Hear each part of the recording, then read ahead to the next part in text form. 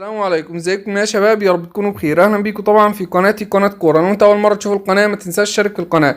طيب في الفيديو دوت هتعرف ايه؟ هتعرف موعد مباراه نادي ريال مدريد ونادي فيا ريال في الجوله رقم 8 من الدوري الاسباني. نادي ريال مدريد ونادي فيا ريال هيلعبوا الجوله رقم 8 على ملعب السنتيجو برنابيو. مباراه مهمه جدا علشان يعني الثقه بتاعت لعيبتنا ترجع مره تانية، خصوصا بسبب الخساره الاخيره امام اتلتيكو مدريد. انا عارف ان احنا ماشيين كويس جدا في دوري ابطال اوروبا وفوزنا على كرات الماتي 5 والدنيا كويسه، والولا كيليان امبابي جايب هاتريك اهداف والولا رودريجو عامل حبه حاجات حلوه في 20 دقيقه. انا عارف كل الكلام ده، ما شاء الله اللعيبه بتاعتنا كويسه يعني. بس ان شاء الله في الدوري عاوزين نرجع مره تانية، لان احنا فقدنا الصداره بسبب خسارتنا امام اتلتيكو مدريد، وحاليا برشلونه هو اللي في الصداره بفرق نقطه واحده.